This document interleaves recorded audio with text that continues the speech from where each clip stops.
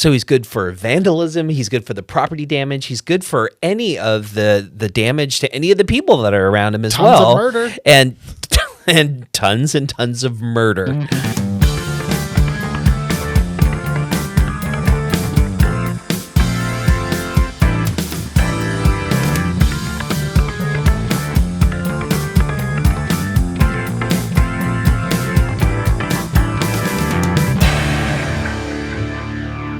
Welcome, everybody, to another edition of Doug Defends, a show where a real lawyer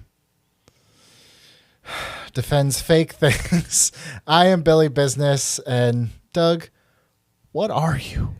I'm Batman. Oh, God. Whoever bought him a 3D printer, thank you, because... It's the best thing ever. I printed this in like a day and then spray painted it black, and here I am, and now I'm Batman. Is this why I'm not able to reach you after like 9 p.m. because you're just out on the streets? Yeah, yes. Except the difference between me and other vigilante lawyers is that I can actually see. Oh, and you can, as of right now, turn your head. I can. I was so aware watching the movie when Michael Keaton needs to look up like at the railing that he has to go like this. Oh, yeah. Because there's no neck movement in that. But if you're wondering what we're talking about, we're not talking about Mr. Mom.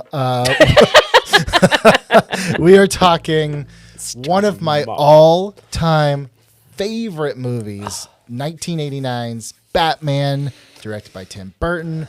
Michael Keaton as Batman, Jack Nicholson as Joker, Kim Basinger, Vicky Vale. Vicky Vale. This is just... I can't even describe like how much of my DNA was formed by really the first 4 Batman movies. But I love that this you go that far. No, I do. I mean, that's really like it's part of my like pop culture identity shaping. Okay. So this movie came out in 1989. It was your Star Wars.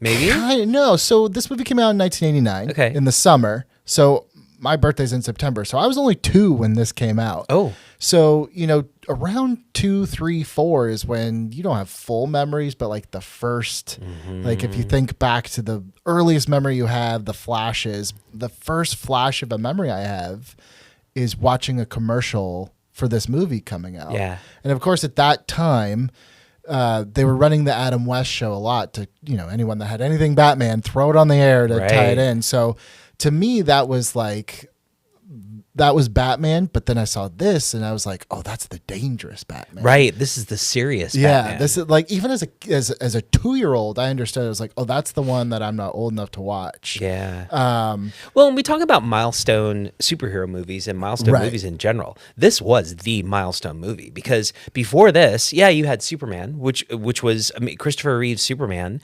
But by then it had kind of gotten corny and cheesy with Richard Pryor involved and things like that. So we kind of lost superhero genre again.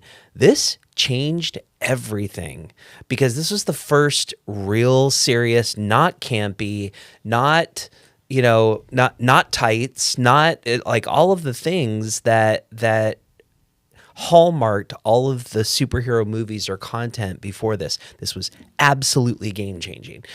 We were watching Gabby had never watched this. My daughter Gabby, who is our artist for the show, she had never watched it, but we have always had Batman animated and the Stan Berkowitz legacy from there, right? So Superman animated, Justice League Unlimited, like the Batman Beyond, all of those other Justice League superhero movies, they all started with this. And I remember when the animated series came out, and I was like, what is this? Why are they doing a cartoon with the Tim Burton music, or Danny Elfman music? Right. But that started everything. It started almost everything that we know now about superhero media started right here with Batman.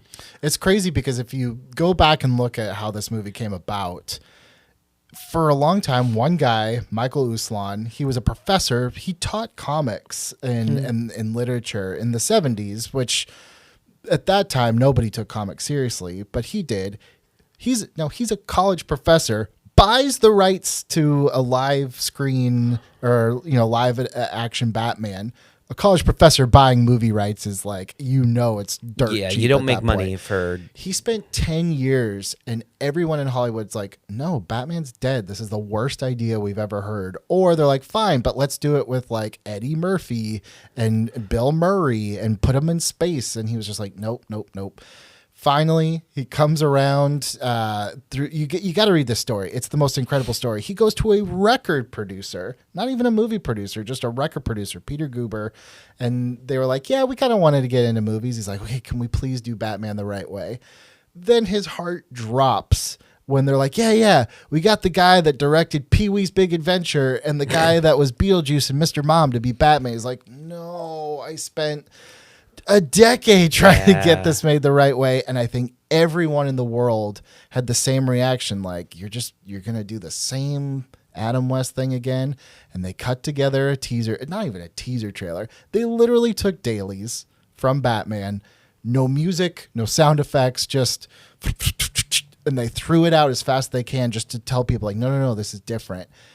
This is the first time that people were paying to go to a movie. They watched the trailer and left. Wow. That started Batmania. So like someone that didn't live it, it's hard to know, like, this was like at that time almost bigger than Star Wars in terms of the fervor, because you have to remember when Star Wars came out, no one knew it was going to be a hit. Right. Nobody knew Star Wars. They sold gift certificates for toys because they're like, these aren't going to be made for a while. Yeah. They were ready with Batman. Yeah. And it was everywhere. Like I said, one of my first memories is of that.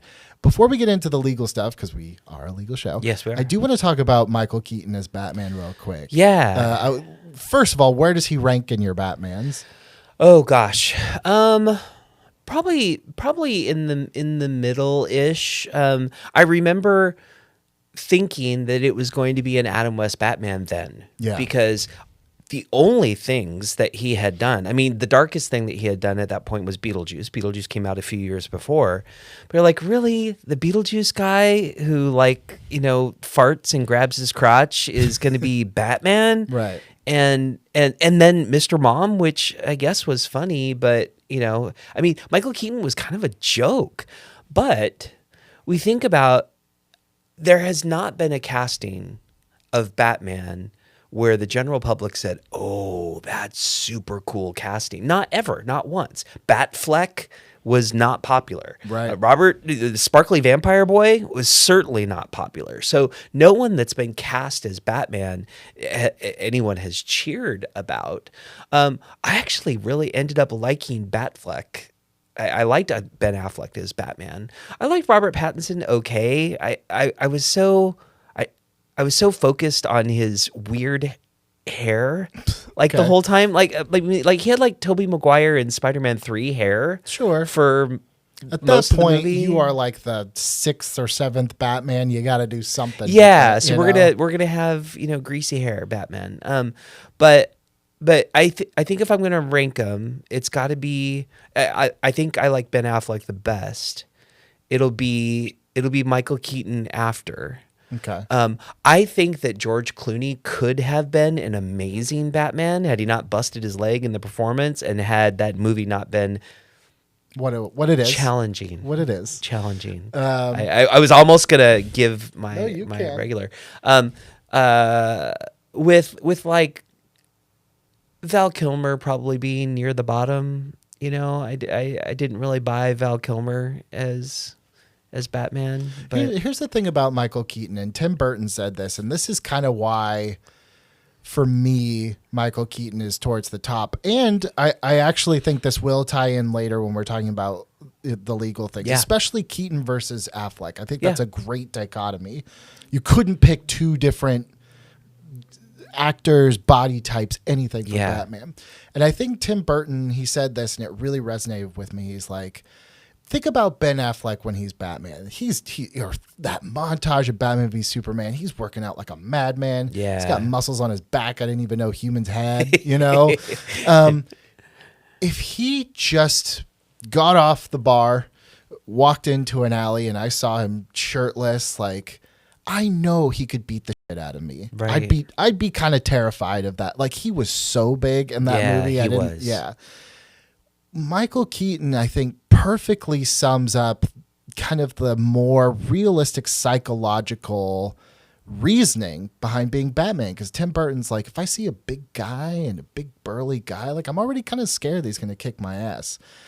But Michael Keaton, you could just walk by and be like, hey, what's up? And you'd never be afraid. He needs that Batman suit. Yeah. Like it creates like a very realistic, like, why does Bruce Wayne dress up as Batman? Just put on a, like a hoodie and just go out and kill people. Right. But the only reason that Michael Keaton is scary, and there is a real physical transformation, is because he needs that Batman suit. Yeah. And I think his Bruce Wayne blends in so much better. It makes more sense to me that it's like, that guy's Batman, get out of here. I don't believe that for a second. I look at Ben Affleck as Bruce Wayne, I'm like, there's no way that's not Batman, And I think that's what works really about fair. it, No, I agree with you. Really fair. And I on the rewatch, I had really forgotten about this little detail, but it really stuck out to me that he wears glasses. Yeah. And so I'm like, oh, is that like a Clark Kent kind of a thing? But when he's thoughtfully examining the computer, he's wearing glasses. When he goes to meet Vicky Vale at the apartment, he's wearing glasses, and he is. And then the wardrobe choices with him as well. A lot of warm sweaters. And he was rocking that Steve Jobs look. Oh, he was. Yeah. Kind of like fun froey hair a little bit too. It was very 89. It was very, very, very 89. Perfect of its time. I also think that this movie has, because he's in front of this big jet engine Batmobile, but also everyone else's car looks like it's from the 40s, 50s. Yeah. It gives it this timeless feel. Let's get into the legal, because as we talk about this character, we're going to start to slip into more of the legal stuff. So let's talk about this guy right here. Yeah. Jack Nicholson's Joker. Oh, yeah. Yeah. So the movie kind of starts and we see Jack Napier. This movie, this was before we all culturally decided that Joker should never have an origin. Right. Which was, I think, we all decided after Dark Knight, Right. But they show that he was just like a mid-level thug. Right. Joker, No. He was his number one guy. Joker in this movie, I say this a lot. I'm like, I'm not so dense as to not say that he does a ton of crimes. And right. He racks up a lot of body count. Yeah. But especially, if you rewatch this again, this is a very different Batman than Christian Bale's Batman.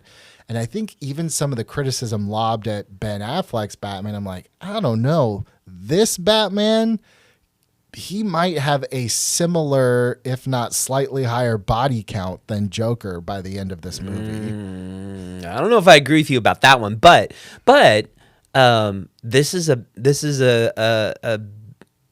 Batman that doesn't have that Batman animated Bruce Timm, Stan Berkowitz moral code, right? I mean, Batman never kills. Batman, that's the Batman that I think we know at this point, and that was some of the criticism that was leveled at Ben Affleck's Batman was, wait a second, he's got machine guns out of the Batmobile. Like, that's not something Batman would ever do, except again, that was based on a future Batman that he was more has Dark Knight machine Rises guns on the Batmobile in this movie. Yeah, yes.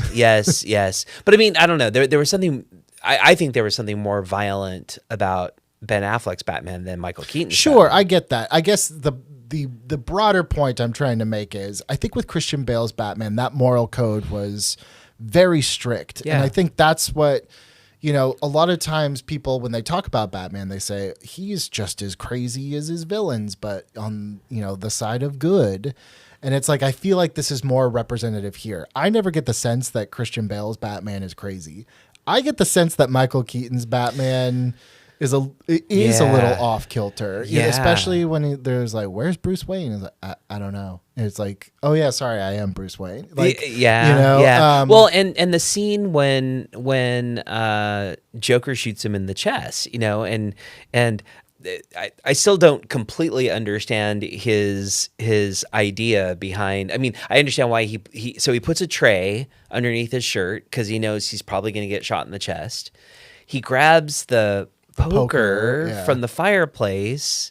You want to get nuts? Let's get nuts. And that was so out of character. But then I think that's the reason why it stuck out, because it was so. We had never seen, even as Batman, he's fairly stoic, right? As Bruce Wayne, he's very stoic, and then all of a sudden he loses his shit at the fireplace, and smashes a vase.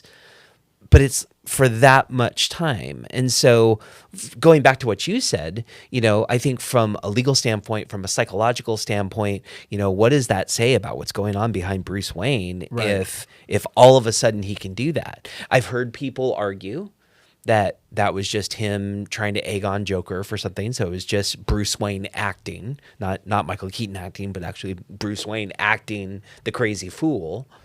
But there was something so volatile and so hyped about that.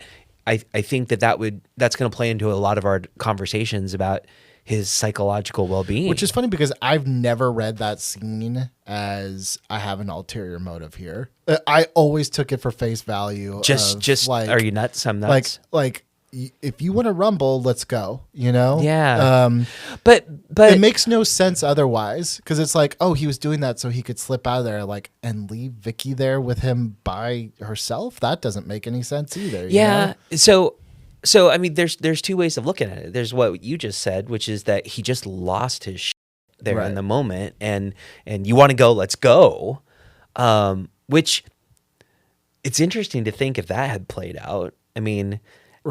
Right? But also Batman is supposed to be this brilliant, and Michael Keaton's Batman is a brilliant tactician, and he obviously has good aim if he can fire a grappling thing around Joker's ankle and the gargoyle. We'll talk about that aim, because that when he's in that bat jet and he's got his Luke Skywalker, Luke, you turned off your targeting computer, and he's like aiming right at Joker, and it's the biggest bullseye I've ever seen, and it's bullets going everywhere else. Yeah. We'll get to that. I think the point is that, the roundabout way before we really dive into this is to establish the baseline of to me, if I'm a jury, and we always say that the movie exists for a jury to watch. It's a CCTV footage of everything, right?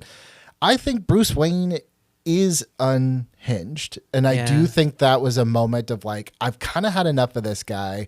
I'm in the middle of he he was just about to confess his secret identity. I don't like that he's in her home. I've had enough of this guy, and we know that this Batman does not have a problem killing someone. That's not an issue for him. We will talk about so let's talk about the creation of Joker, the scene in Axis Chemicals, right? Let's start there. So Jack at that point points a gun at Batman, and he shoots. Batman kind of ricochets the bullet. It hits him in the face. And then he's kind of dangling over the side before he falls in these chemicals. At that point, neither of them are supposed to be there. They're both trespassing at that point. Is there any sort of liability on Batman's point or on Batman's side for what ends up happening to Jack, falling into the chemicals, becoming Joker? Not even personal liability, Joker's going to sue Batman, but more could the people versus Batman be you kind of started this, you dropped this guy, you made this, this is kind of on you. Yeah, Batman creating the Joker. Batman certainly feels responsible for it in other media. We don't really get a chance to hear Michael Keaton talk about that very much, but he certainly feels responsible for the creation of the Joker in a lot of other comics or other shows or things along those lines. Even Joker says at the end, you made me, so Joker feels that. Well, I mean, but I'm not going to use his expert testimony probably. But I mean, and I also I always had the sense too, you talked about the bullet ricocheting, that it was partially the bullet ricocheting, partially the glass splattering and cutting up his face, because it hits a little dial or something Right. on the chemical vat. But whether it's a bullet or whether it's glass, It's a little vague. vague, because arguably he has. They show him on the dangling scene with torn up face on one side for sure, but then still also kind of torn up face on the other side, which otherwise he'd have a lopsided smile, right? Sure. Yeah. I mean, either way, it's, Batman does something with his gauntlet that stops that bullet. I mean, if this goes back into our regular conversations about self-defense, and so does he have the legal right to hold up a gauntlet and stop a bullet? Yeah. I mean, honestly, I can't do that. I mean, well, because you're not wearing the helmet. That's right. I got to put that back on, and then no problem, I would stop a bullet.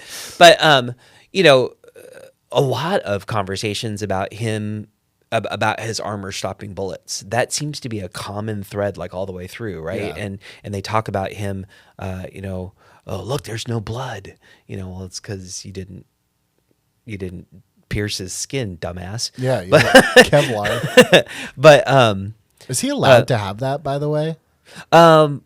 Generally speaking, yes. Okay.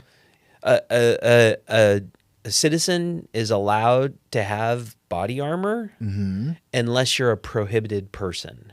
Which means you've had a felony, Okay. you have a drug problem, you have mental health issues, those sorts of things. Certain convictions prohibit you from having a firearm, and now they've expanded that to a firearm, ammunition, body armor, and a couple of things. I actually had a client a while back, earlier in my career, who was just super, super paranoid and was convinced that society was about, and this was even pre-COVID. So, I mean, was convinced that society was about to like attack him or fall down or whatever. Okay. And would like walk around wearing body armor just up the street. Now, to me, if I'm worried about getting shot or needing body armor, I don't know that I'm also going to walk down the street. Yeah, that sounds like, but anyway, a shut-in. As it turns out, a lot of things he did in life didn't make a lot of sense. Going back, do I think that Batman is legally responsible for the creation of the Joker? And subsequently everything he does for the rest of the movie. Right. Yeah. And I do think that from a moral standpoint, I'm not going to say that he's not responsible. Joker thinks he's responsible. Batman feels that he's responsible. I kind of feel weird saying, no, you're not responsible. Let me make you feel better about yourself. I mean, if we're going to start with counseling, that's not the spot that I'm going to start with Batman. Fair. But legally, I don't think that, not I don't think.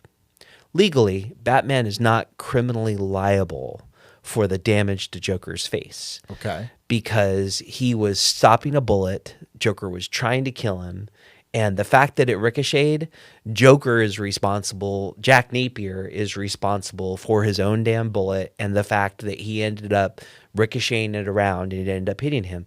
One of the risks that you assume if you're firing a bullet in an enclosed space is that bullet's going to bounce around and it might come back and hit you in the toe or the face or the middle of the forehead. Whatever it might be. So legally, Jack Napier is responsible for that bullet and where it went and what happened to it. And Batman doesn't have a layer of responsibility for deflecting it in self-defense. So what about him holding on and dropping? I mean, that's a separate almost issue from the bullet. Right. At that point, it's like, legally, is that just an accident? Like, I think legally it's an accident because legally Batman doesn't have a responsibility or an obligation to reach over the railing and try to save this guy. Right. I mean, morally he does because he's a superhero and he's going to do the right thing because he's Batman. But Joe Citizen, like, guy starts falling over the railing, we don't have an obligation, legal obligation, to try to stop them from falling any more than we have a legal obligation to like stop and render CPR to somebody who's on the sidewalk or anything like that. We have a moral obligation to help because we're just humans on the planet and we should be helping other humans. But having said that, we will not get in legal trouble for walking past someone on the sidewalk who's having a heart attack, or for not reaching over a railing and trying to stop this guy who is falling into a vat of acid. Right. So Batman doesn't have legal responsibility for that. And so I think because of those two things, right, my opinion that he's not legally responsible for the bullet that ricochets and hits Jack in the face, or the glass that hits Jack in the face, whatever it is, and he's not legally responsible for trying to assist him. There are some legal principles about trying to assist someone and failing, but that has to do with more like someone who pulls somebody out of a car accident and damages their spine, because they shouldn't have been moved or something like that. I don't do that area of law. I'm vaguely aware that there's some legal liability there, but going back, Batman doesn't have a legal responsibility, so he doesn't have any legal liability. And so because of those two things, I don't hold Batman legally responsible for all of the things that Joker does from there. So then Joker goes to the surgery store. Right.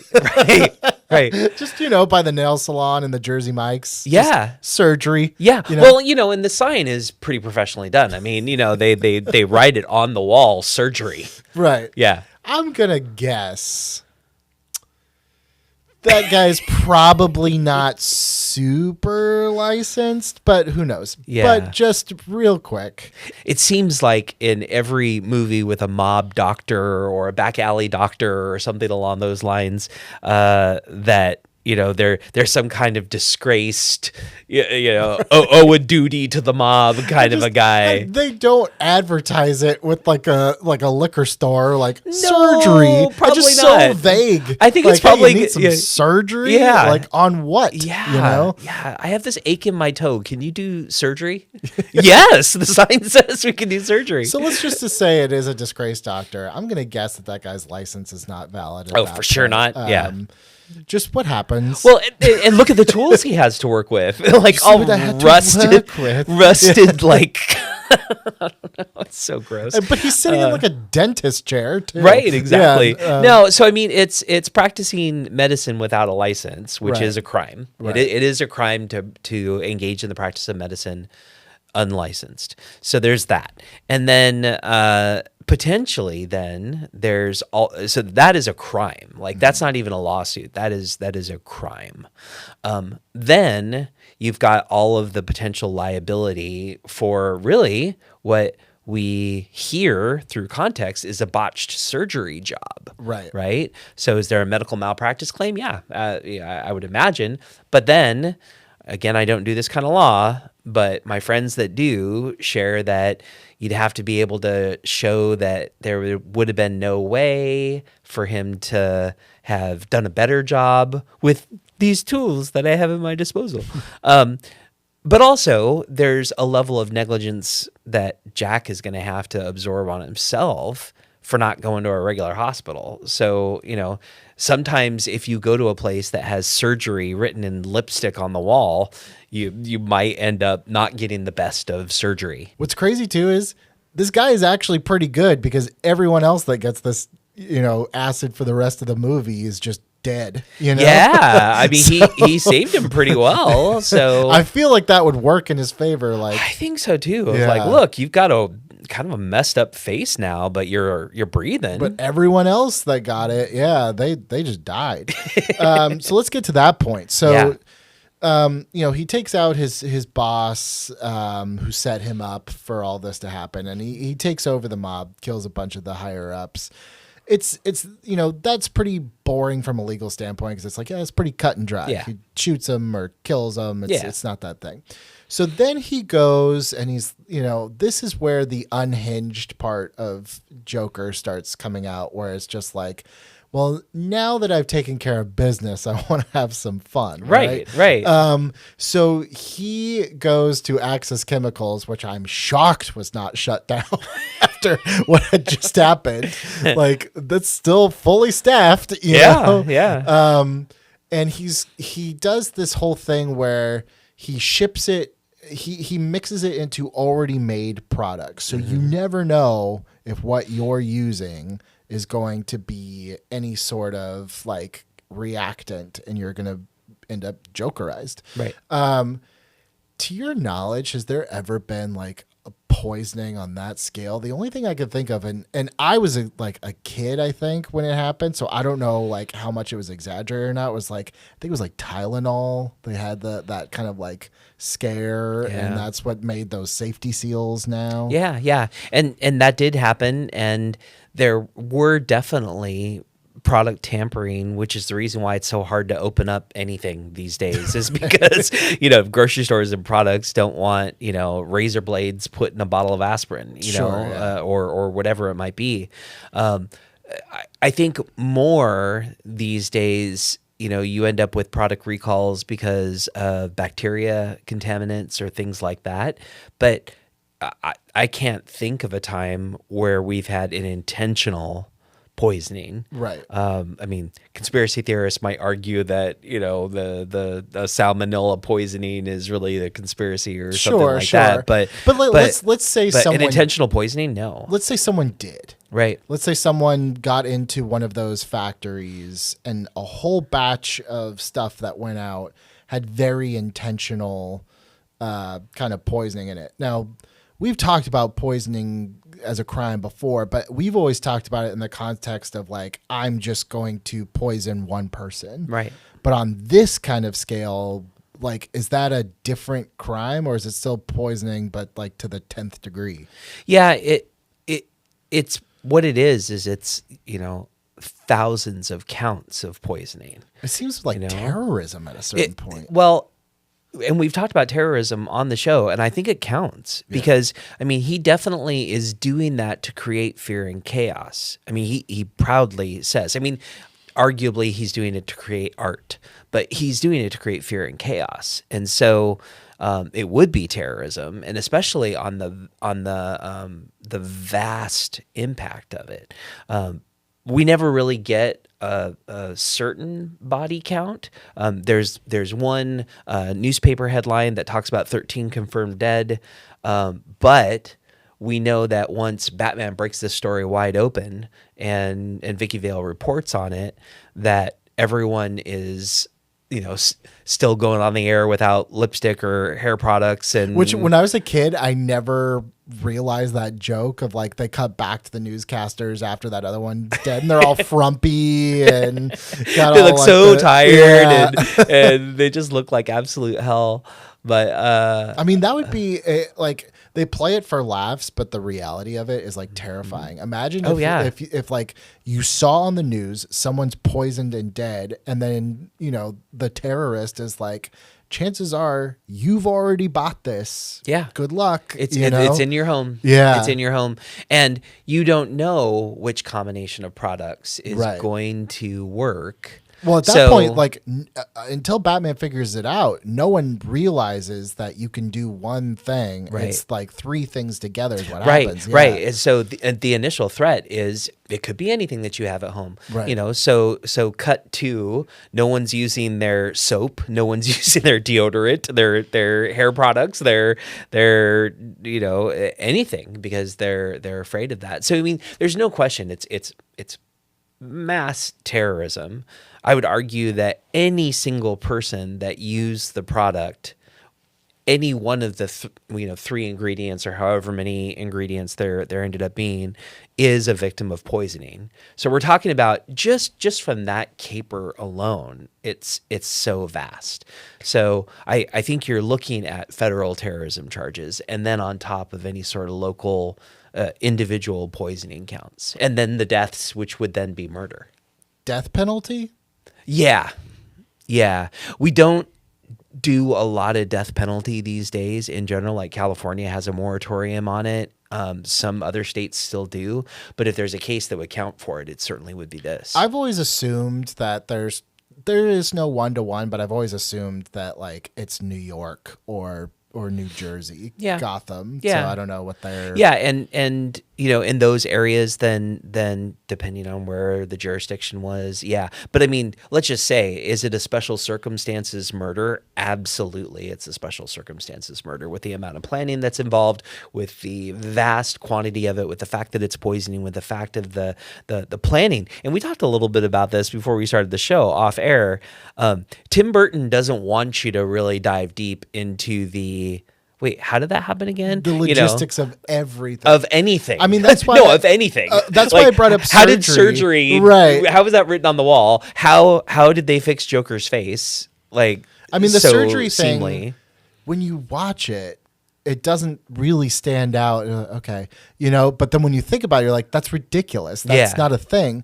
But then you really think that's the efficiency of the movie. It's like, do you really want to stop, show Jack trying to find a hospital, and then threaten the doctors, and then go like, that's 20 minutes all right there. It's like, or do you just want to accept that in Gotham City, there's a place where he went and it's 90 seconds? Yeah, exactly. Because that happens a lot in this movie. And that's why I'm saying with the poisoning, with the amount of preparation, with all the work that would be done with that, it certainly wouldn't happen in the 30 seconds of screen time that we got the exposition on it. That's like a 2-year project. Yeah, at best. Yeah, which maybe he started when he was Jack, but I think more importantly, this movie doesn't want you to be focused on that. No. It doesn't want you to start. Well, how did he get the products out? And wait, who's actually working at Access Chemicals? All those are boring details that Tim Burton expertly just.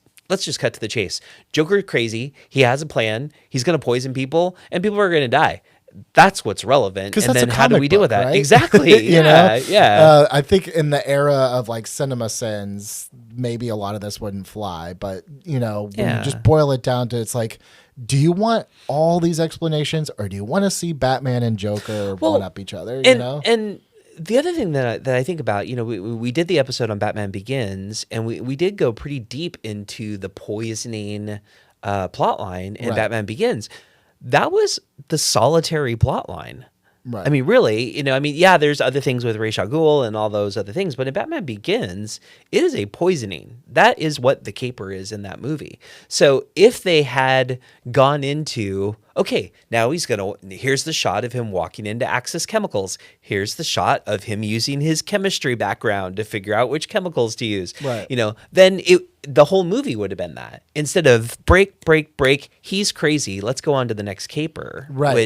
Which arguably makes for a more interesting movie. Which then leads us to the museum. So at this point, he has this big poisoning plan, but then he gets super horny for Vicky Vale. Right. And I feel like he's like, oh, this is more interesting. Oh, yeah. And I was trying to remember that, like, prior to the movie. Like, wait, how, wait. Oh, because he sees a picture, and then because there's that whole montage of him like cutting out pictures for no reason because he's crazy, right? Yeah. There's just pictures everywhere on the floor. The funny thing is, I've seen this movie at least 100 times, and every time that scene comes on, I'm like, I don't really know where he is. Yeah, he's just in his lair, just lair, yeah. Lair. The thing that I always laughed about with the Adam West Batman is you always knew when you were in the villain's lair. Sure. Because the camera just tipped. So slightly, just a little bit. Dutch angle, yeah. Just a little bit. And I didn't watch that, but there is a moment in the museum scene that we're just about to talk about where I noticed the camera just tilts just a little bit. Like there's a shot of Vicky as she like gets the mask on, and I think it's as she's putting on the mask, it just kind of goes like right before the smoke starts coming out. Like, I mean, I don't know if it was intentional or if it's just me projecting, but I thought it was pretty. I mean, the same cool way that one of the masks in The Dark Knight is a mask. I think it's Heath Ledger's mask that he wears in the bank heist. Was a mask that Cesar Romero wore in the first episode of Batman the 60s show. Yeah. You never know. It's like that could have been intentional. That could have been just like they grabbed anything from the warehouse and that just happened to be it.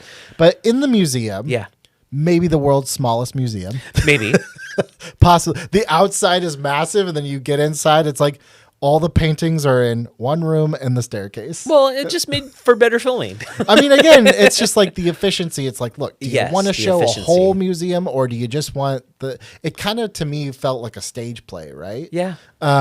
So we are led to believe that, this is all priceless paintings that have no security. They're just hanging out security. there. Anybody can touch them. Nothing's recognizable. Maybe it's like a pop-up exhibit. I don't. Either way, Joker invites Vicky to be there. She thinks that Bruce sent the invitation, but Joker is trying to get her attention. He, in some ways, I know this sounds terrible, Joker treats Vicky Vale so much better than Batman does.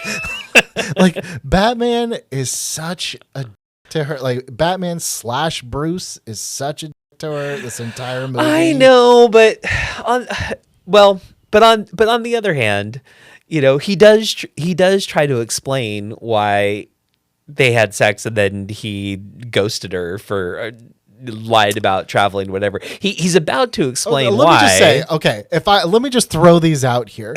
Which character insults her weight?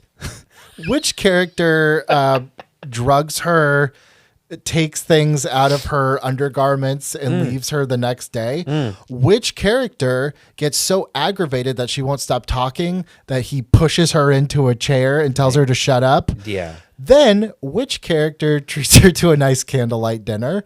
Which character gives her a romantic dance on the top of a building? Which character comes to her house and brings her a nice gift with flowers? Nice gift with flowers? Yeah. You're really going to go there? I am. Okay. So I'm just saying. All right. The Joker does treat her nicer. He kills everyone in that room except her. I'm going to suggest that we didn't get to see how nice Bruce Wayne treated her over about the course of about 12 hours. So I'm going to say Bruce Wayne hit it and quit it, and then I think he was he had such a nice dinner with her. He switched from the long table to the other table. Went into the kitchen, shared Alfred with her. I just like had this warm, wonderful evening. I disagree with you. I think that if all we're looking at is camera time, you've got a great point. Bruce Wayne was nicer to Vicky Vale than we got to see on camera. I think the next day when they wake up and she's like, "Want to have dinner?" He's like, "No." Like, he was like, "Oh, she's a stage 5 clinger," because she's already she's already like stalking him after one date. Yeah. Like the next day, like following him around. Yeah. Like having her buddies at the paper like dig into his past. I'm like, girl, chill the F out. Like she's almost better suited for Joker because it's like he's also obsessively horny. Like maybe you guys just I digress. Okay. The museum. So he's destroying, like, we have to assume it's the equivalent of like, hundreds of dollars of art. Tons of IKEA reproductions. Right? No, right? It's like Starry Night Mona Lisa type paintings, right? Okay. So we've talked about property destruction. Yes. We talked about there is like that Francis Bacon one at the end where he's like, I kind of like this one. Yeah. But we've never talked about like maybe we kind of did with the National Treasure, but it's like if someone got close enough to an unguarded Mona Lisa and threw a can of paint on it, like that's got to be more than your standard, defacing property or vandalism. It's like a super vandalism charge. Is that the legal term? Super vandalism. Super vandalism. No. That's what happens in Man of Steel. Is lots of super vandalism. We got to do that one too. Yeah. But there are levels of extreme property damage. Okay. But there isn't a it moves a vandalism from a misdemeanor vandalism charge to a felony vandalism charge if the damage is over $900. So while there is that jump from a misdemeanor to a felony for vandalism, it doesn't then increase if you're going from $10,000 of damage to $1 million in damage by statute. Now, a judge is going to punish $1 million in property damage or a priceless amount of property damage, certainly much more. And then the other thing that you can do as a prosecutor is you can charge for individual acts of vandalism. So, you rack up, whatever. There's a couple dozen pieces. I don't know. What were there, like 12 pieces of artwork in this massive museum? Right. But I mean, however many pieces of art. How many of those are like Bob the Goon? And like it's not just him doing it. If I was going to just take the museum caper, none of the gas, none of the poisoning, just the museum vandalism caper. Joker's responsible for everything that his goons do because of co-conspiracy and co-defendant liability. They all came in to create new art. Everybody came in with the same intent.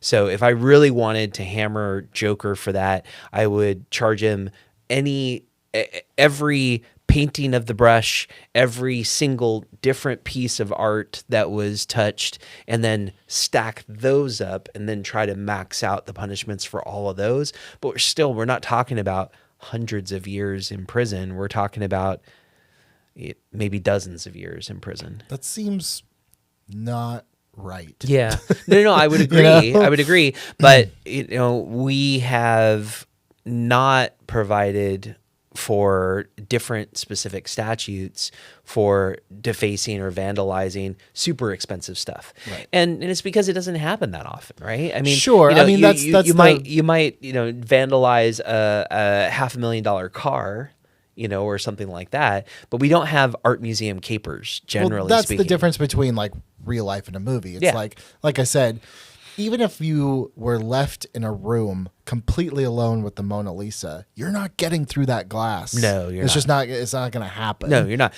But if I did, right, and I wrote Joker was here on the Mona Lisa and destroyed a priceless global artifact, it's vandalism, and it's the most. That person would be absolutely maxed out because of the importance of the piece, but there's not a super duper like higher charge for that. Right. Yeah. So Batman rescues her.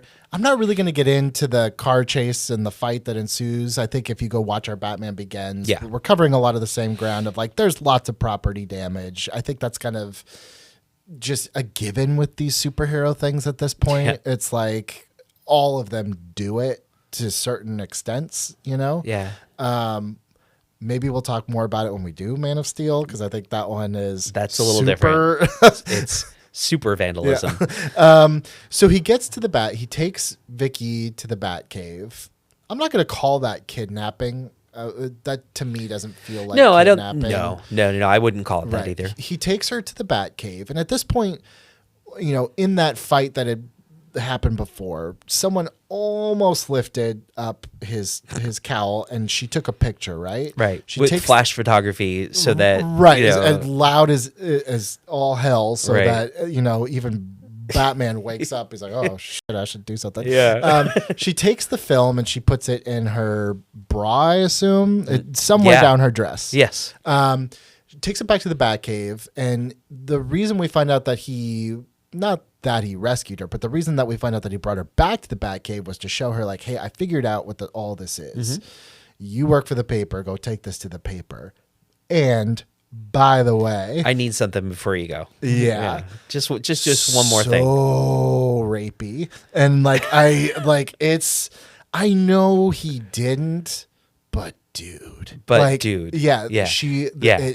He puts his cape up and we smash cut to the next day. She wakes up clearly like drugged by like she doesn't know how she got there. Yeah. It seems like. It seems like she wakes up in her bed, doesn't know whether the film is missing yet until she searches for it, which honestly was the part that I was fairly focused on. And she says, he took the film, which means Batman put his hands in there, Yes. dug it out. Yes. I don't know. We don't know as an audience was she awake when he did that? Probably drugged her, probably, knocked her out to take her home, later in the bed. Now, I mean, yeah. there's a lot of gaps, right? Right. There's a lot that we don't know. Do I think that there was like a forceful, SA? Yeah, No, I don't. I don't feel like he did more. He did not take advantage of her. I don't believe that happened. No. But just from what you've seen, you were a former prosecutor. Yeah. If all you saw was what you saw, what is that? It seems to me that somehow he knocked her out, right? I mean, we see that trope a lot in comic book movies, superhero movies, or whatever. The knockout gas. Batman seems to use that a lot to knock somebody out and return them to wherever they were. Really, that's poisoning. It's another poisoning, So thankfully, it doesn't really harm somebody. But I mean, come on. That's actually one of the aspects of this that doesn't age very well, because these days we're a whole lot more aware of people getting roofied in bars, people getting drugged in their drinks, and then they wake up somewhere else. I mean, bad things could have happened. So I think we're just in general going to see less these days of knockout gas to replace the poor female back into wherever she was. I do believe that these days that would be a poisoning. Now, before our comment, internet monkeys go in and do the Superman thing where they spam us on this. Like, we know it's a different time. We know it's 1989. We know that this is a different vibe, and he can get away with some things in 89 that he's not going to get away with in 2026. But if I'm going to apply my legal analysis to that, if she wanted to press charges for poisoning, for knocking her out and taking her home, just for that part of it, he would be good for poisoning for that. That's no different than me deciding I'm going to put some acid in your Coke Zero just to see what happens. Here's the difference, though. Sure, but we're ignoring also. You took my car keys out of my underwear after you did it. Right. Like, well, and that's why I was saying just for the knockout gas part of it. Now, the other part of it, in order for it to be something that is an assault that we won't necessarily name because we want to be able to use these clips on the socials and on YouTube and stuff like that, there needs to be a creepy intent. I'm using my words really carefully. There needs to be a creepy intent. Okay. And we don't have any reason to believe this is a creepy intent. It's creepy, but is it a creepy intent? I mean, if I just decided right now, like, hey, I'd go to sleep for a second, I'm going to look through your underwear. That's going to be creepy, right? I don't even like that. Hypothetically, I know. You're kind of squirming in your seat. But what we do know is that this wasn't that. No, this was him stealing her film. Right. So, and of course he should, because he's Batman, and she took pictures of him while fighting, and she shouldn't have that, and that was unauthorized, and that's the storyline, right? But the reality is, he stole from her as well. Right. So I wouldn't say that the retrieval of it while she was asleep necessarily constitutes anything more than arguably, him taking it out of her pocket. Even though it was certainly like inappropriate. It wasn't done for inappropriate means. So I think that would be the defense of that aspect of it. It is theft, though. I mean, those pictures and potentially grand theft, because those pictures would have made her a ton of money. Oh, yeah. You know, because at that point, nobody believes that Batman's real unless you've been beat up by him. She had the only pictures of Batman. The only proof, yeah. You know, and Batman was in a public place. He doesn't have a right to privacy. He doesn't have a right to not have those pictures taken. He just doesn't want them taken because he wants to protect his identity and not have his pictures in the paper. Right. But dude, I mean, you messed up and had a huge fight in front of a reporter, so all those pictures got taken. So I wouldn't argue that. I would defend him on the retrieval aspect of it for creepiness. Okay. But the theft aspect of it is solid. Yeah. The poisoning aspect of it is solid. And then there might be some additional special allegations there with poisoning for theft, which I've never seen and is kind of a weird thing to say. But when you're poisoning somebody for creepy reasons, there's an additional enhancement. I've never seen a poisoning someone so that you can steal their camera roll. Oh, and by the way, for the kids at home, camera roll, we used to put film, we used to take pictures like you do on your iPhones, there used to be a little canister of film, just to bring everybody up to speed. Because we're assuming that our audience knows what a film canister is. That's true. And that's where all the pictures were. So think of it like an external hard drive. Yeah. He took her USB, 1989 USB hard drive. 19 US. So then we end up in that scene where we were talking about a little bit earlier where Bruce goes to her apartment because he wants to finally tell her the truth. Yeah. Joker comes, crashes the party. Now, I thought about this for a minute. Because I was like, oh, man, now he's breaking into her home and all this stuff. Is like, no, he rings the doorbell. Did she open the door? She does. He rings the doorbell because remember, Bruce is trying to tell her, and then she's like, I'll be right back. Right.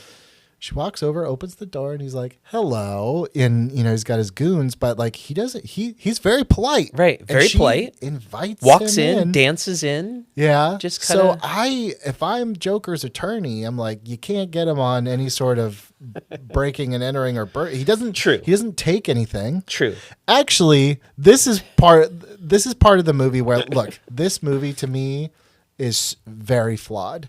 I also think it's perfect. It's flawed, but again, Tim Burton invites us to stop that and just enjoy this awesome movie. I mean, this is one of those scenes where you're like, what was Joker there for? And you're like, I actually don't know. Because he was there to talk to her, to tell her that the girlfriend's dead. But he has like the Jack in the Box dead flowers ready to go. If he was there to kidnap her, I mean, as far as he knows, Bruce is dead. Why wouldn't he just take her anyway? So he just kind of leaves. So, and then he's just like, I'm sad. I'm going to recite some creepy poetry and slowly back out of the room. And we learned that you should never rub another man's rhubarb. Yeah, we do learn that. That's an important lesson. But I was just thinking at that point, because I was trying to think of all the crimes. I'm like, oh, he breaks it. No, he doesn't break and enter. He just comes, says hi. There's just the shooting Bruce in the chest. That's all. I mean, just the attempted murder. That's attempted murder, even though he was kind of egged on, Well, yeah, he was egged on, but no. I mean, could you argue defense? Because Joker in that scene doesn't do anything illegal until he says, you want to get nuts? Let's get nuts. He's being threatened with the fire poker, and then he pulls out the gun. And that's a common saying that I do on the show, which is you don't bring a gun to a knife fight. And so it absolutely, is Joker in danger at that point? Yes, because it's Batman holding the poker. Does Joker know that it's Batman who's going to absolutely eviscerate him? I mean, the Batman that we know over the years with with a fireplace poker is absolutely gonna destroy all of those goons. I mean, in another Batman movie, we would have probably have seen Zack Snyder's. this right. I mean, this amazing slow-mo fight with him like taking a poker and taking out 7 goons and holding it over Joker's face on the floor. Joker pulls like a Raiders of the Lost Ark Indiana Jones moment and just pulls out his gun and kills him, tries to kill him. So no, what Bruce does eggs him on, makes him angry for sure, but Joker's not justified in pulling the trigger. So you brought up something. This is not kind of like, with the fire poker, this is not like a big kind of violent moment, but a couple scenes later, yes, Batman it's funny because it's like, this is really where the movie's like, we got to start to wrap this up. Yeah. Yeah. Batman's just like, look, I've had enough of this. He drives his Batmobile into Axis Chemicals, which I'm kind of surprised once again is still going, even after we figured out everything. Yeah. But he goes in there. There's clearly people still in there. A handful of people, drops a bomb and blows up everybody and everything in that building. Yes. So not only are we looking at like massive destruction, like at that point, more than the Joker didn't blow anything up. Plus he like in one fell swoop, he might have leveled the playing field in terms of body count between the two of them. Yeah. And I'm going to rely again on Tim Burton doesn't want you to ask those questions, but you're right. And, exploding the building is not the way to do it. What other Batmen would have done in that scenario was, as part of their investigation, they would have tracked down the chemicals to Axis Chemicals, and then they would have also had turned that over to the district attorney's office that would have used their governmental power to shut down the building and close the building, and it would have, and they would have hazmated the chemicals and all those sorts of things. That's not exciting. That's not really interesting. No, that's more like a Robert Pattinson Batman but moment. We're not a movie show. We're a legal show. We're not a movie show. Legally. Legally, he's good for, let's pretend that for a second that I'm the owner of the Axis Chemicals factory. You're a very and building. negligent owner, by the way. I'm a very negligent owner. A lot of shit happening there you need to get on top of. But I am still employing a workforce Sure. who is making, toxic chemicals in Axis Chemicals. And this vigilante comes in and destroys, explodes my beautiful chemical factory. He's going to be good for vandalism. He's going to be good for all the property damage. He's going to be also liable for the use of an explosive device, a bomb, which is its own problems. I don't know that that we're dealing with, terrorism or anything along those lines, but the use of an explosive device in and of itself, in order to commit the property damage, is a big problem. I mean, somebody who it's the same thing as somebody dropping C4 into, a bank vault. I mean, it's that level of property damage, right? And then any of the collateral damage for any of the workers, it's not like he takes just a moment and asks them to leave the building because, get out now, you've got 10 seconds before the building blows, like we would see in some other movies. So reluctantly, I've got to agree with you and say Billy is right. See, it's that Fullerton education. Yes. Because the thing is, yeah, all those thugs are dead. All of them are dead. Yeah. I don't think anyone that's in that building is alive. But when we're looking at Joker versus Batman, it's like, yeah, but Joker poisoned so many people. It's like, do you think that if that building with all those chemicals blows up, that it just neutralizes them? Yeah. You just spread that everywhere. It's like a hot zone now. Yeah. That's like Gotham's Chernobyl, very, very likely. Which is hilarious because the next scene is him like, I got to get these balloons out of here full of toxic gas. It's like, dude, you just spread a whole bunch of toxic shit right before you got here. Like, you are just as bad. Like, all that stuff is airborne. At least before, it's like I could just not bathe for a week. Like, now I have to wear a gas mask outside. I embrace your taking this position, I can't meet you at it's just as bad. Because at the end of the day, Batman is still trying to stop crime, trying to save lives. Yeah, probably shouldn't have blown up the building. Yeah, probably should have had a hazmat team on board. Yeah, probably shouldn't have created Gotham's Chernobyl. But it's not the same thing as intentionally trying to gas the entire Gotham centennial celebration system. Which, by the way, at this point, like, if you weren't sure by this point in the movie how inept the police force in Gotham was, not only have they turned a blind eye, they're like, you could just have a full-on parade. Do you know the logistics it takes to put on a parade? Yeah. And no one put up a perimeter. No one was like, this guy's he told us he's gonna be here. He told us he was gonna be here. We've had all these problems. It's really, it goes back to the plot element of Jaws, where the mayor refuses to close the beach.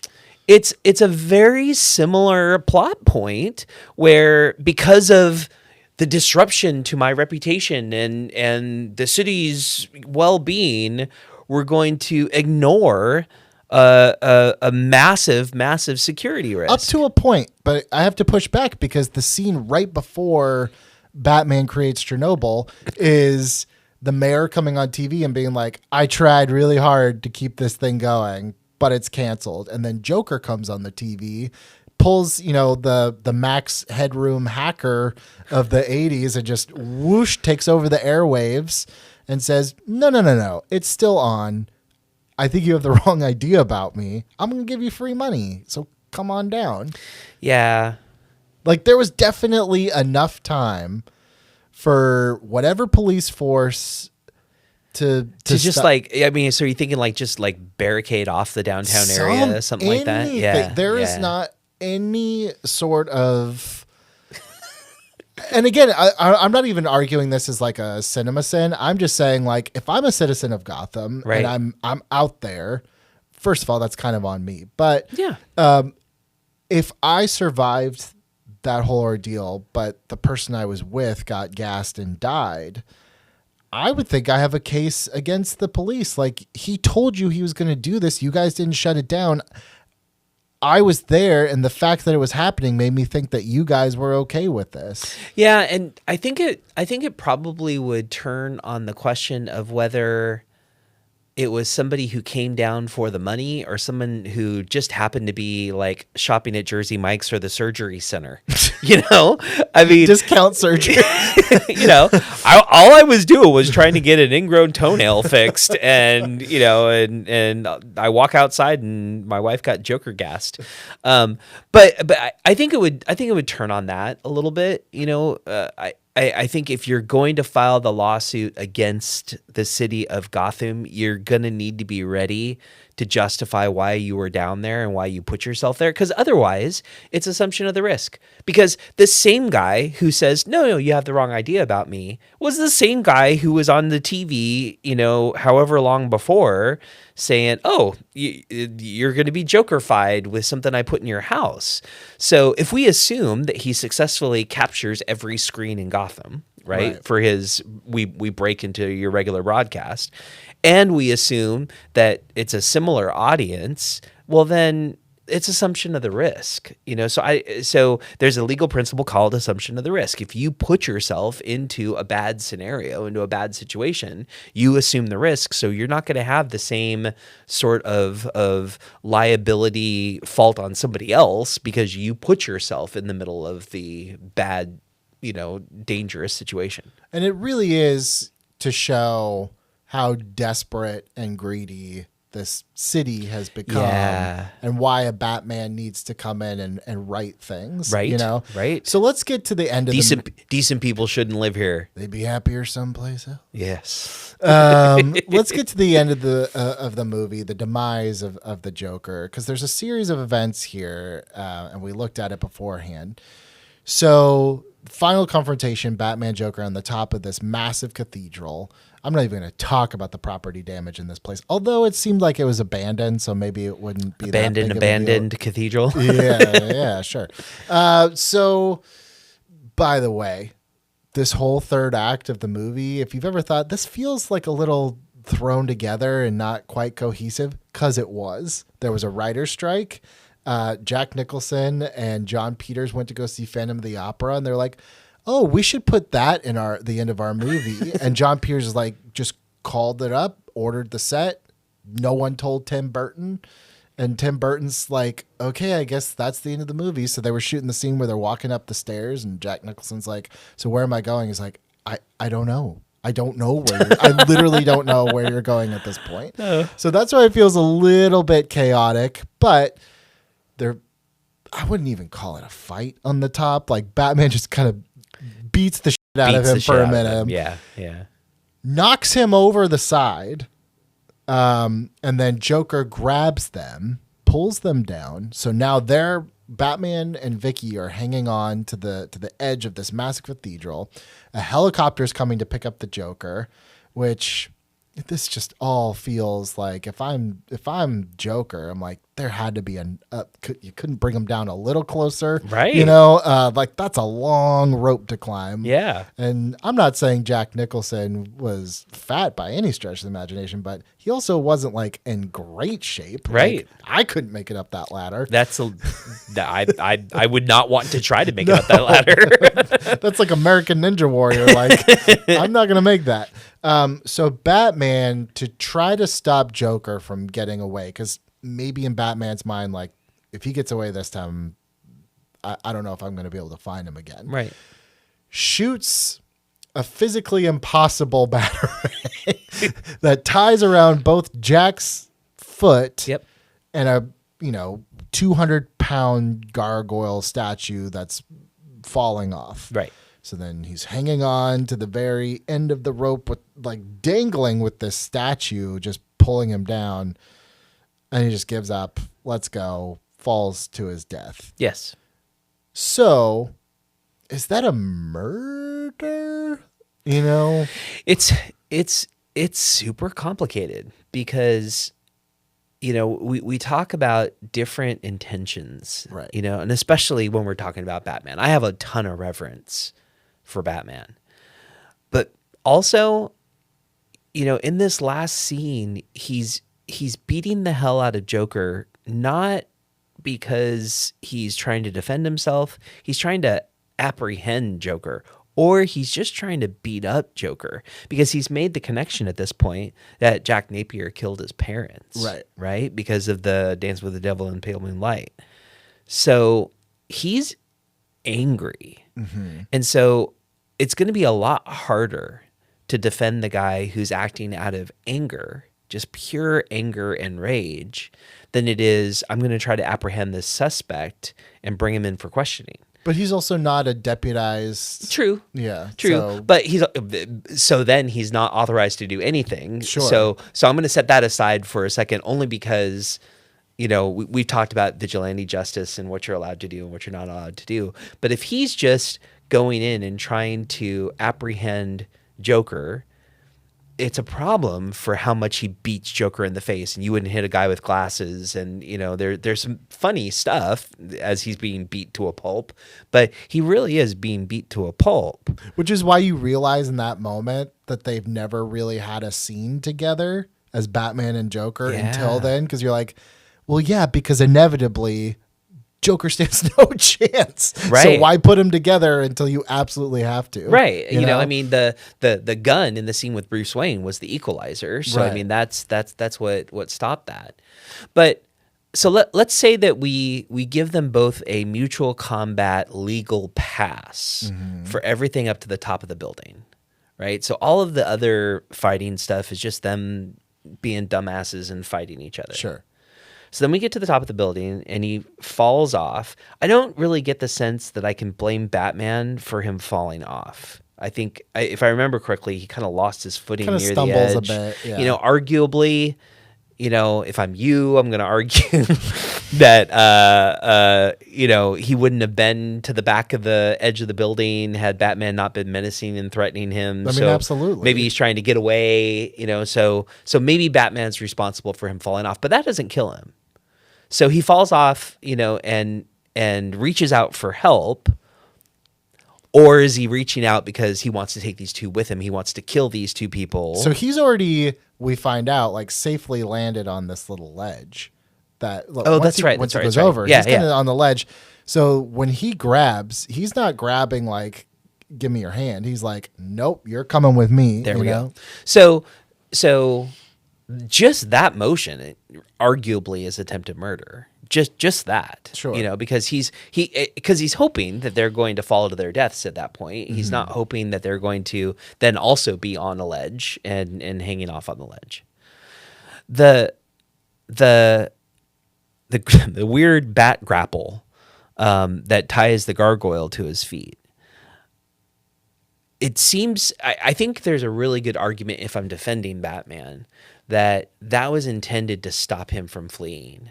It wasn't necessarily intended to cause the gargoyle to break and make him fall to his death.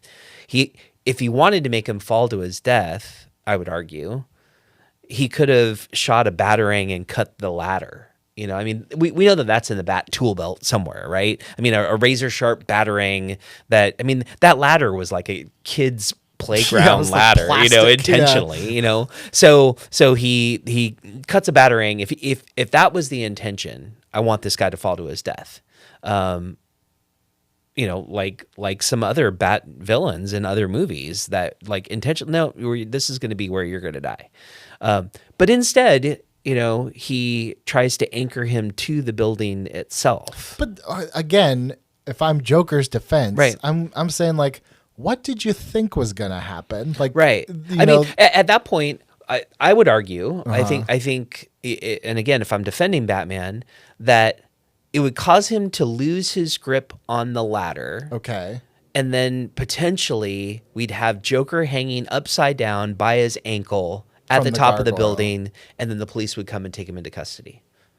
I think there's a real plausible argument there that was the line of thought. Which I would then counter argue with the film goes out of its way, meaning they're in the same moment, that this building is not holding together. Joker's kicking bricks off to the point where Batman kind of has to reposition them because he knows this building's falling apart. I'm saying he knew exactly what was going to happen and thought, what's the least liable way that I can kill this guy? Well, I can't meet you at Batman thought, well, I've got Doug Defense on my side, and he'll make up this argument that the attachment to the gargoyle is not going to be there. I mean, if in that moment he was thinking, I got to kill me a Joker, he would have cut the rope. I mean, truly, like it's much more efficient, and and then the Doug Defense argument for Batman would be, oh, well, he was firing at the goons in the thing and it accidentally cut the rope. I'd get him off for that. Like, no problem. I have no problem defending Batman on that. But I mean, the question really comes down to, from a legal standpoint, why did he anchor him to the gargoyle? I mean, besides being just cool. I mean, Tim Burton's brilliant. Right. But No, I get it. But that's the real answer. But why? Why did he do it that way with an overcomplicated set of ropes and cables? I mean, and that's grappling? what if I got Batman on the stand, I'd be like, what was the ideal outcome you were looking for? What were you thinking, Bruce? Yeah. I mean, essentially, it's like, what did you hope was going to happen? And I would have coached him in advance to say, hanging upside down off the gargoyle so that police could take him. And then have him be absolutely terrified out of his mind for hanging upside down. So then the question would be, I mean, I think your point is that is so inherently dangerous of a solution to the problem that he's good for at least manslaughter, maybe reckless endangerment, murder, because it's so reckless. And because he was well aware that the building was not going to hold. And that's what I'm saying, and you're at the top of a building and you can fall so far down and all of the other things.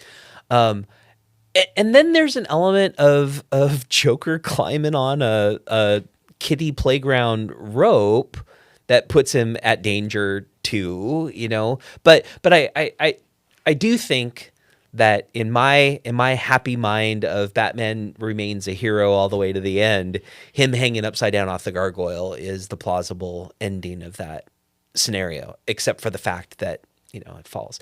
The one thing I didn't buy on rewatch was the fact that he could hold on even for the 10 seconds, 15 seconds that he was hanging onto that rope, because the second that gargoyle fell, he would have been off the rope. I mean, it would just be like, if nothing else, the shock of not expecting to have to use every ounce of strength you have. Yeah. I mean, look, you tie a couple bags of sugar to my legs as I'm hanging on a rope over a building, I'm gonna fall down. And I gotta believe the gargoyle was probably more than 10 pounds. So no, I think it was probably like 200 pounds. Yeah, exactly. So I think I think the gargoyle would have never even swung. It just would have gone off the building, and Joker would have just come right down with it. Okay, so we've kind of laid out all the major beats of this. To me, I'm not saying that Joker is by any stretch of the imagination not a bad guy. Mm-hmm. I'm just saying, like, they almost go tit for tat with like massive poisoning. Yeah, they both kind of do it. Like reckless endangerment and killing people. Yeah, they both kind of do it. Property damage, they both kind of do it. Vandalism, both kind of do it. Potential assault, one does it, It is definitely a hot take, my friend, but I think if you look at what you're looking at also when you do that analysis is collateral damage. Sure. I mean, and I think the intent factor is what distinguishes these two. Sure. These two. I mean, that's the thesis of Batman, though, Yeah. right? Which is what we said at the very beginning, which is a lot of people believe that Batman is just as crazy as the villains that he fights. He just happens to be on the right side of crazy. Yeah. So my question to you is let's assume that Joker doesn't die at the end. Somehow that scenario happens, but he's hanging upside down from the No. gargoyle. He falls and is just very paralyzed. I don't know. Okay. Somehow he lives because I don't want him to be dead in this scenario. Okay. They're both standing trial at this point for everything that's happened in the movie. Now, I know you as a person, and I know you'd say never that you would defend the Joker, but do you think that both of them could apply the insanity plea, or at least one of them? Because like I said, at least on paper, take intent out. On paper, their rap sheet almost matches up, almost. Yeah. Well, it's a great question. And the level of psychological damage that both of these characters have, it just can't be understated. And what makes it harder for either an insanity defense or something that I use more often, which is declaring somebody incompetent to stand trial, IST. We used to talk about, them being insane or something along those lines, declaring them insane. But these days we talk about their competency to stand trial, and the elements for that have to be whether or not they can understand the nature of the proceedings, whether or not they can help their attorneys. And that's where I think you get into a lot of challenges with just that part of it. Now, I have another mental health aspect of this that I'll talk about in a second, but just with this part of it, these are both also brilliant individuals. Yes. Right? I mean, no question about Bruce and that he's brilliant, and certainly Michael Keaton's Batman is brilliant and is a detective, and we do have those elements and those aspects of his character. Going over to Jack Napier for a second, we do have a reason to believe, when Bruce gets his background file, right? He talks about vandalism when he was 15. He talks about an interest in chemistry and art. He talks about all of the things about who Jack Napier was, but that also, like, sociopath and psychologically imbalanced and all of those things. The challenge would be that I don't think that I could say that the Joker can't understand the justice system. So that's an aspect of defending Joker that wouldn't really be at my fingertips. In order to pass that, he would have to have a psychological evaluation where someone said he can't understand what's going on around him because he's so crazy. And we know what happened when that happened. He ended up finding a new girlfriend, and her name's Harley Quinn. And Sure.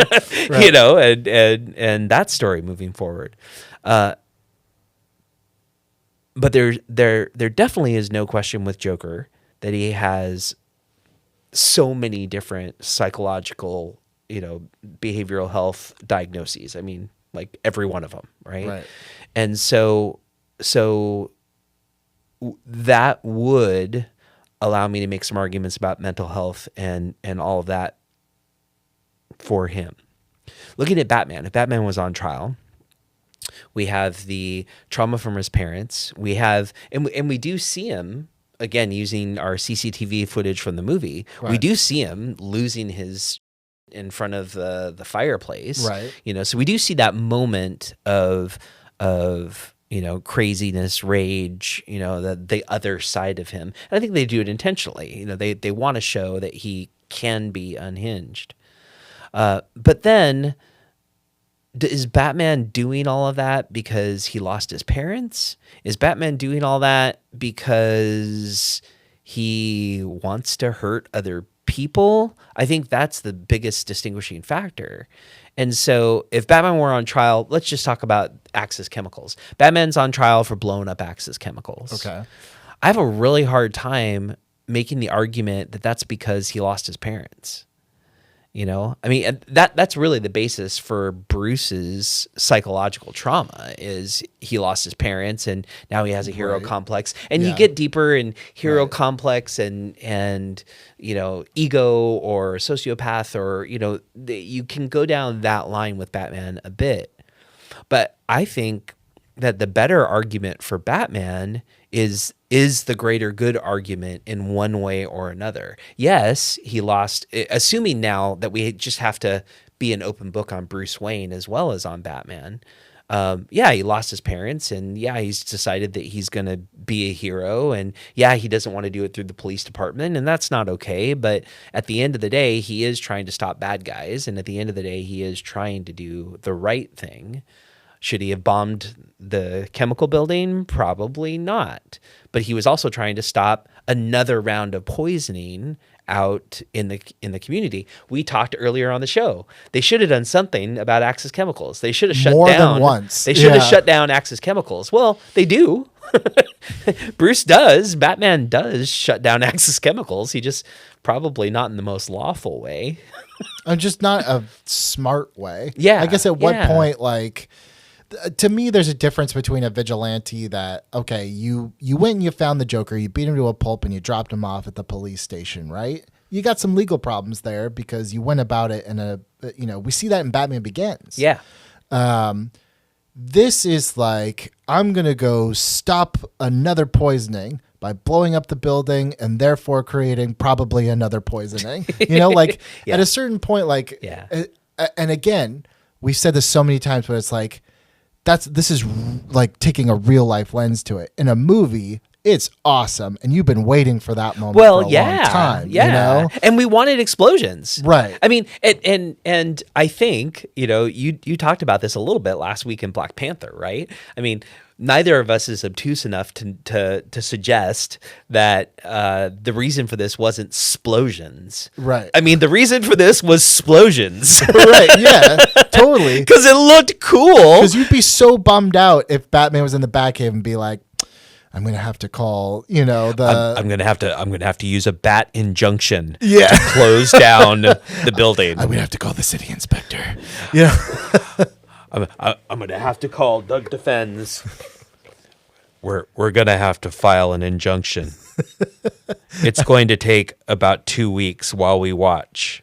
I mean, there were aspects of the Batman that were honestly like that level of procedural and watching paint dry. I mean, I like the Batman, don't get me wrong, but I mean, you look at the explosions in shutting down Axis chemicals versus the slow, real world, methodical, procedural way of shutting down Axis chemicals that we saw in subsequent Batman films.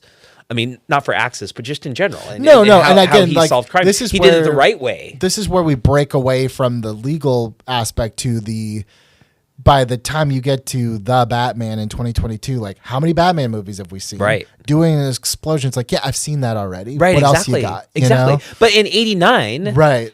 Adam West certainly didn't have explosions. No, there were no explosions on that show. The explosion budget was real small. Right. Exactly. Exactly. The Bat Dance budget was hyped. So I guess like that. Yeah, that's my way of saying like. Yeah. Even though as much as I say how much I love this movie, it sounds like I'm criticizing it. I'm like, I'm not. If anything, this episode points out like how fun the escapism of Batman is because it was never meant to be looked at it the way that we are. Yeah. Yeah. You know? Yeah. That's exactly it. And so I think we've referenced it several times. Tim Burton didn't want us to think about or ask about collateral damage from dropping bombs into the Chernobyl that is Axis chemicals.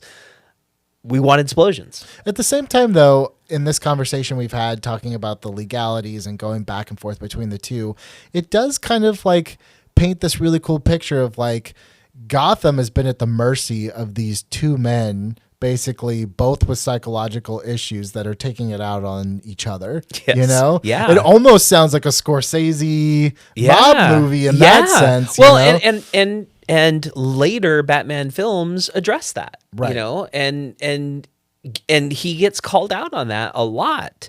You know, I mean, you know, Ben Affleck's Batman, you know, there was a conversation about, okay, so you raised to this and now they need a more exciting villain with a different costume. And then you bring these weapons and then and it's a superhero arms race that plays out in the DC universe a lot. I mean, even within the same film series, like Batman Forever, no matter how you feel about it, right? A big part of Bruce's character in that is like, he does acknowledge he's like, I've taken a lot of lives, like, and it never seems to be enough. And I want to find something else to fill that place. And I don't want that for you, which is why he's trying to stop Robin. So like this does get addressed later, but just laying it out in this very first one, it's like, yeah, these two guys are light chaos and dark chaos. Yeah, you know, I would agree. Yeah, I'm not going to disagree with you at all about that. Yeah. And especially these versions of these characters, right? You know, as well. But I can totally see as someone in 1989, especially if I grew up with the Adam West show, just like this offered you something so different, something so fresh, something so new for these characters, and even watching this now for our show.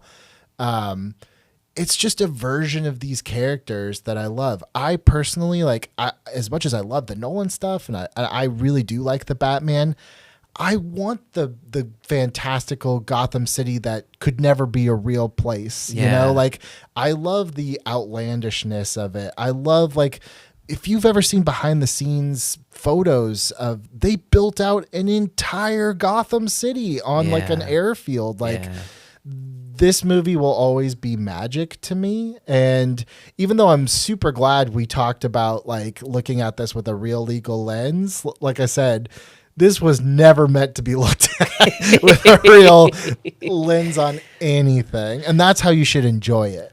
Agreed completely. And if you want to enjoy more of us just ruining all your favorite movies with a real legal lens, check out the rest of our episodes here on the YouTube page. If you want us in your ears, go to Apple, Spotify, wherever you get your podcast. Leave a review. That really helps us out. It gets us happy with the algorithm gods.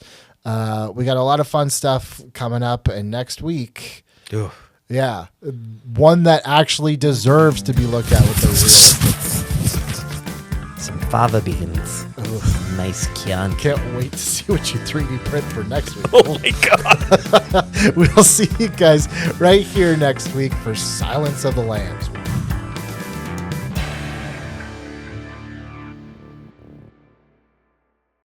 I want you to tell all your friends about me. What are you? I'm Batman.